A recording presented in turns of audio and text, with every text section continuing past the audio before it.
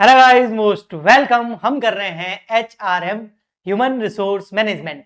Chapter number हमारा third चल रहा है, that is human resource planning. इस चैप्टर का आज का लेक्चर नंबर सेकंड है। लेक्चर नंबर फर्स्ट हमने कर लिया था और उसके अंदर हमने HRM का कॉन्सेप्ट समझा था, कैरेक्टरिस्टिक समझी थी, इंपोर्टेंस समझी थी, नीड समझी थी, ऑब्जेक्टिव समझ लिए थे।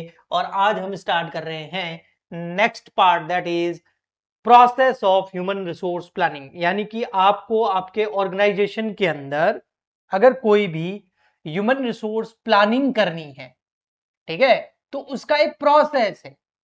आप चाहते हो कि हमारे ऑर्गेनाइजेशन के अंदर ह्यूमन रिसोर्स प्लानिंग हो जाए, जिससे क्या होगा, हमें पता चल जाए कि कितने एम्प्लॉइज की जरूरत है, यानी कि क्वांटिटेटिव क्वालिटी पता चल जाए, किस स्किल के एम्प्लॉइज की जरूरत है, एंड इसके साथ साथ हमें पता चल जाए कि उस एम्प्लॉय को राइट टाइम पर, राइट जगह पर, राइट प्लेस पर अपॉइंट करना है, ताकि वो इफेक्टिवली और एफिशिएंटली काम कर सके।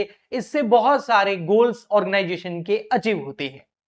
अगर आप ये चाहते हो तो आपको आपके ऑर्गेनाइजेशन के अंदर HRP करना पड़ेगा, ह्यूमन रिसोर्सेज की प्लानिंग करनी पड़ेगी। और ह्यूमन रिसोर्सेज की अगर आपको प्लानिंग करनी है तो उसका एक प्रोसेस है, और इस प्रोसेस के अंदर 6 स्टेप्स है।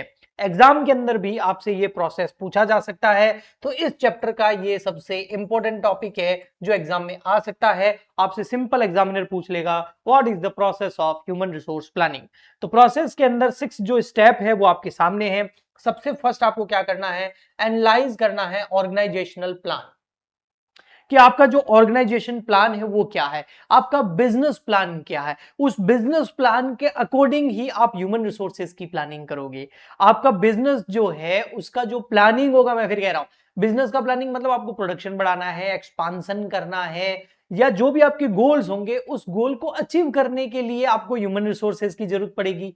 तो वो ह्यूमन रिसोर्सेज कितने चाहिएंगे, किस क्वालिटी के चाहिएंगे, उस बेसिस पर ही HRP ह्यूमन रिसोर्सेज की प्लानिंग की जाती है। तो सबसे पहले आपको आपके ऑर्गेनाइजेशन जो प्लान है उनको एनालाइज करना पड़ेगा। फिर उन प्लान को पूरा करने के लिए, उन गोल को अचीव करने के लिए कितने एम्प्लॉइज चाहिएंगे, किस स्किल के चाहिएंगे, इसको कहेंगे फोरकास्टिंग, डिमांड करना। फिर मार्केट में इतने अवेलेबल है या नहीं, वो कहेंगे फोरकास्टिंग, सप्लाई। और डिमांड और सप्लाई इक्वल है तो ठीक है, लेकिन अगर इनमें या तो सरप्लस है या शॉर्टेज है तो वहां पर आपका मैन पावर गैप आप एस्टिमेट कर लोगे। ये सब देखो प्लान बन रहा है। प्लान प्रेजेंट का नहीं, फ्यूचर का बनता है। पास्ट डेटा को लेकर के प्रेजेंट सिचुएशन एंड फ्यूचर को फोरकास्ट करते हुए हम प्लान बनाते हैं। तो फ्यूचर में कितने एम्प्लॉय चाहिएंगे, क्या उतने अवेलेबल होंगे, या फिर ऊपर नीचे हो सकता है, और वहां पर फिर एक्शन प्लान लिया जाता है। और फिर एम्प्लॉय जो काम करते हैं उनकी मॉनिटरिंग एंड कंट्रोल भी किया जाता है, यानी कि उनको जरूरत पड़ने पर ट्रेनिंग और उनमें चेंजेस भी किए जाते हैं। तो ये जो पूरे स्टेप्स है ये आपके ह्यूमन रिसोर्स प्लानिंग के स्टेप्स है। इसमें आइए हम एक एक स्टेप को अच्छे से समझते हैं। सबसे फर्स्ट है एनालाइजिंग ऑर्गेनाइजेशनल प्लान। जैसा कि मैंने आपको बताया, इसके अंदर आप स्टडी करते हैं ओवरऑल बिजनेस प्लान की। मैंने पहले भी बताया था लेक्चर नंबर फर्स्ट के अंदर इस चैप्टर के, अगर ये पूरा बिजनेस प्लान है तो HRP तो इसका एक छोटा सा पार्ट है। तो ये जो पूरा बिजनेस का प्लान है इसके अकॉर्डिंग ही तो ह्यूमन रिसोर्सेज की प्लानिंग करेंगे ना, कि भैया प्रोडक्शन प्लान क्या है, एक्सपांशन प्लान है आपका, मार्केटिंग प्लान है, फाइनेंशियल प्लान है, टेक्नोलॉजिकल प्लान है, क्या है आपका, उसके अकॉर्डिंग ही तो ह्यूमन रिसोर्सेज की प्लानिंग करेंगे, ह्यूमन रिसोर्स रखेंगे हम, है ना जी। नेक्स्ट स्टेप फिर हमारा आ जाता है, that is forecasting demand of for human resources. भाई कितने लोग चाहिएंगे आपको उस प्लान को पूरा करने के लिए। This step involve estimating how many peoples will be needed in future and what type of employees will be needed. यहां पर क्वांटिटी की बात कर रही है और यहां पर क्वालिटी की बात चल रही है, ओके। ताकि जो न्यू जॉब्स है, रिप्लेसमेंट है, फ्यूचर वर्कलोड है, उससे रिलेटेड कितने एम्प्लॉइज चाहिए होंगे उनको अभी से फोरकास्ट कर ले। भाई हमको 100 एम्प्लॉइज चाहिएंगे इस स्किल के, that is forecasting demand for human resources. अब ये जो सेकंड वाला स्टेप है जिसमें हम फोरकास्ट करते हैं डिमांड फॉर ह्यूमन रिसोर्सेज, तो कैसे फोरकास्ट करें कि फ्यूचर में हमारे ऑर्गेनाइजेशन में कितने एम्प्लॉय चाहिएंगे। तो इस डिमांड को, एम्प्लॉइज की डिमांड को फोरकास्ट करने की भी मेथड है, यानी कि स्टेप नंबर सेकंड के अंदर जो हम डिमांड को फोरकास्ट करते हैं उसकी भी मेथड है। उसमें सबसे फर्स्ट है मैनेजरियल जजमेंट। इसमें जो मैनेजर होता है ना उससे पूछ लेते हैं, उसके एक्सपीरियंस के बेसिस पर, भाई ये काम है, ये प्लान है, कितने लोग चाहिएंगे। फिर होता है वर्क स्टडी मेथड। इसमें अपन क्या करते हैं, जो काम है, जो जॉब है ना, उसकी हम क्या करते हैं, कैलकुलेशन करते हैं टाइम एंड मोशन स्टडी के द्वारा। If one worker produce 10 unit a day, अगर एक वर्कर 10 यूनिट बनाता है दिन में, एक वर्कर 10 पेन बनाता है, तो 1000 पेन बनाने के लिए कितने वर्कर चाहिए? 100 वर्कर चाहिए। That is work study method. इससे भी आप एम्प्लॉइज की डिमांड का पता कर सकते हैं। रेशियो ट्रेंड एनालिसिस मेथड से भी आप डिमांड को फोरकास्ट कर सकते हैं ह्यूमन रिसोर्सेज की। रेशियो ट्रेंड एनालिसिस के अंदर यूज किया जाता है पास्ट डेटा को और उसके बेस पर फ्यूचर की प्रोडक्शन की जाती है, प्रिडिक्शन की जाती है। मैथमेटिकल मेथड भी है, इसके अंदर यूज किया जाते हैं फॉर्मूलाज और स्टैटिकल मॉडल्स जो कि पूरे के पूरे मैथमेटिक्स के ऊपर डिपेंड होते हैं। ये कॉम्प्लेक्स मेथड होते हैं और लार्ज प्रॉब्लम को दूर कर देते हैं। तो स्टेप नंबर फर्स्ट हमने ऑर्गेनाइजेशन का जो प्लान है उसको एनालाइज किया। सेकंड नंबर में हमने कितने एम्प्लॉइज चाहिए, उनकी डिमांड क्या होगी, उसको फोरकास्ट किया, उसके मेथड भी बताए मैंने। थर्ड में हम देखते हैं फिर forecasting supply of human resources, कि भाई कितने सप्लाई होंगे, क्या जो डिमांड है वो पूरी हो पाएगी या उससे ज्यादा होगी या शॉर्टेज होगा, क्या होगा। तो that is the forecasting supply of human resources, यानी कि जो हमको 100 लोग चाहिए वो कहां से आएंगे। तो उसके दो सोर्सेज हो सकते हैं और उसमें सबसे फर्स्ट है इंटरनल सोर्सेज, यानी कि आपके यहाँ पहले से जो एम्प्लॉइज काम कर रहे हैं उनको प्रमोशन करके, उनका ट्रांसफर करके एग्जिस्टिंग एम्प्लॉइज का आप जो डिमांड है उसको पूरा कर सकते हैं। या फिर external sources, labour market, colleges, recruitment agencies, है ना, इंटरव्यू वगैरह लेके, एडवर्टाइजमेंट निकाल के, रिक्रूटमेंट करके, सिलेक्शन करके आप एक्सटर्नल सोर्सेज से भी उस डिमांड को पूरा कर सकते हैं। That is forecasting of supply of human resources. ठीक है, फिर नेक्स्ट स्टेप हमारा जो आता है दैट इज, अब आपने देखो ऑर्गेनाइजेशन प्लान को एनालाइज कर दिया, डिमांड फोरकास्ट कर ली एंड सप्लाई भी फोरकास्ट कर ली, किसकी, ह्यूमन रिसोर्सेज की। अब देखो क्या फ्यूचर में उनके बीच में गैप रह सकता है, क्या एस्टिमेटिंग गैप आएगा या जितने चाहिए उतने अवेलेबल होंगे। जो डिमांड और सप्लाई है इनके बीच में जो गैप होता है that is estimating man power gap.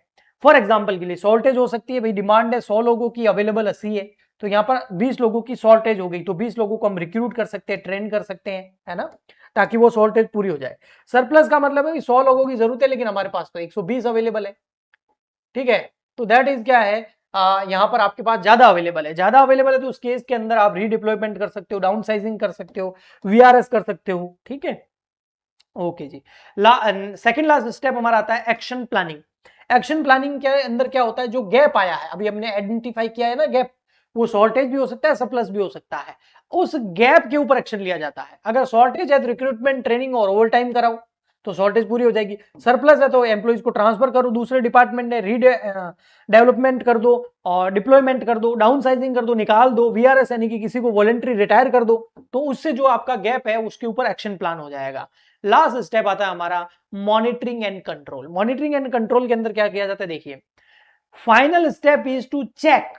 Final step में हम चेक करते हैं कि जो हमने जो प्लान बनाया था क्या वो प्रॉपर वर्क कर रहा है कि नहीं कर रहा है। हमने ऑर्गेनाइजेशन का जो प्लान था उसको एनालिसिस करके डिमांड फोरकास्ट करी, सप्लाई फोरकास्ट करी और फिर उसके बीच में गैप को आइडेंटिफाई किया, है ना। आप गैप को आइडेंटिफाई करके उसको फिल भी किया।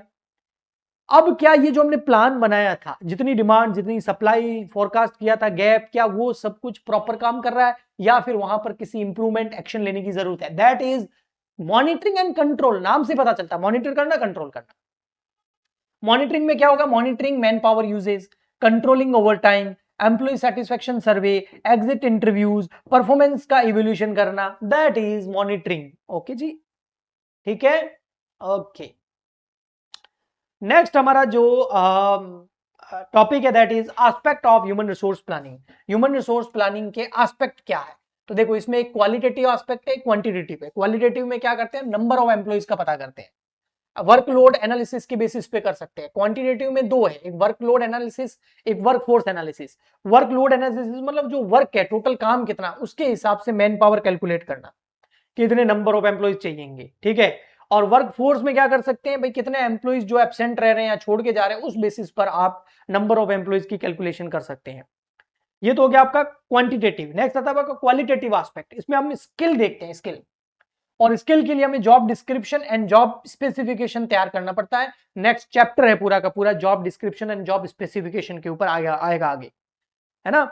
आगे आने वाले लेक्चर्स में आपको पूरा चैप्टर मिलेगा। जॉब डिस्क्रिप्शन मतलब जॉब जो है उसमें क्या क्या काम करने पड़ेंगे, किसी काम को करने के लिए, जैसे टीचिंग है, आपको कॉमर्स अकाउंट्स पढ़ानी है तो आपको क्या क्या करना पड़ेगा, that is job description. Job specification मतलब उस काम को, बच्चों को पढ़ाने के लिए आपको किस लेवल के स्किल वाले टीचर की जरूरत पड़ेगी, उसमें क्या क्या स्किल, एबिलिटी, एक्सपीरियंस, नॉलेज होना चाहिए, दैट इज स्किल।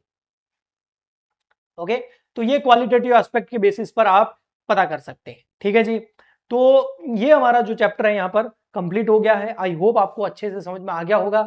इसमें और भी थोड़ी बहुत थ्योरी हो सकती है, वो आप खुद से पढ़ सकते हो, क्योंकि इसमें मेन जो चीज है, मेन इसका कॉन्सेप्ट है इस चैप्टर का, वो मैंने आपको करवा दिया है। आई होप आपको अच्छे से समझ में आ गया होगा। हम मिलते हैं नेक्स्ट लेक्चर में न्यू चैप्टर के अंदर। आज के लिए इतना ही, तब तक के लिए good bye and thank you.